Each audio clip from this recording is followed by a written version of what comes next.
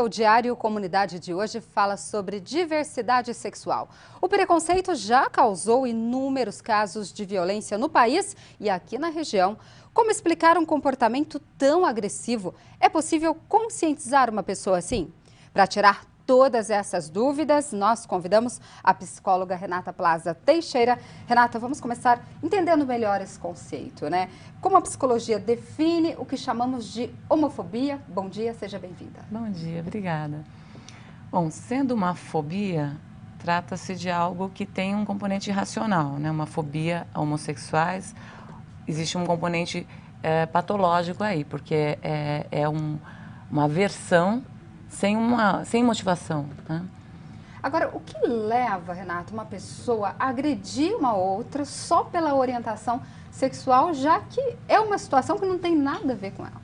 Pois é, existem fatores de diferentes ordens, né? Existem causas individuais, que tem a ver com aquela pessoa, e também tem fatores sociais.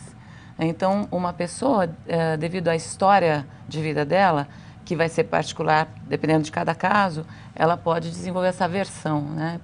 Muitas vezes tem a ver com a própria dificuldade que ela tem com a identidade sexual dela, né? Que, consciente ou inconscientemente, ela não está bem resolvida com relação à identidade sexual e ela projeta e agride o outro. Ela se sente ameaçada de uma certa forma, é isso? Não, pode ser até que a sexualidade dela, que ela por exemplo, ela se vê como heterossexual, mas talvez existe a homossexualidade dentro dela não se manifestou, né? E ela projeta e agride por lidar mal com a sua homossexualidade. Isso pode acontecer também. E aí, nesses casos, é sempre bom buscar um especialista, fazer um tratamento? Bom, isso vai depender de cada um, né, do interesse de cada um. É porque às vezes isso é inconsciente. É inconsciente. Mas é claro que se ela é violenta, qualquer forma de violência é patológica. A violência não é normal, né? O ser humano, ele tem uma agressividade na constituição dele para ele lutar pelos seus ideais, para ele lutar pelas causas nas quais ele acredita. Mas quando essa agressividade é canalizada por uma manifestação destrutiva, ela é patológica. Então, a pessoa que agride um homossexual, ou agride uma mulher, ou agride qualquer outra pessoa, né, não para se defender, ela está sendo destrutiva, portanto, ela tem algo não vai bem nessa pessoa. E o ideal é que ela busque ajuda. Nós não podemos deixar de lado as questões sociais, obviamente, porque existe toda uma construção de um preconceito com relação às diferenças. E é fundamental que se respeitem as diferenças, né? Com certeza. Como a família deve lidar ao saber que alguém ali, entre os familiares, muitas vezes filho, é homossexual? Existe um processo de aceitação? A família deve lidar com o respeito que essa pessoa merece. Nas relações humanas, sejam elas dentro da família ou fora, havendo amor ao próximo, amor ao outro, o respeito deve sempre prevalecer, né? Até porque isso faz parte da identidade dessa pessoa, da sua constituição como ser humano, e a sua manifestação sexual ou sua identidade sexual tem que ser respeitada.